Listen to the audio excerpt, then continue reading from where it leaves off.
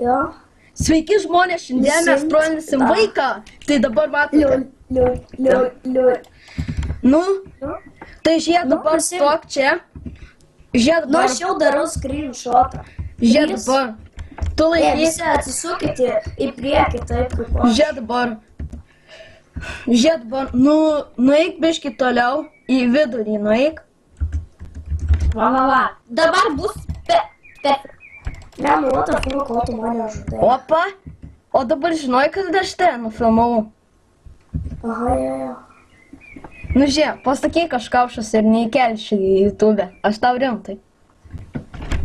Va, tuoj pala.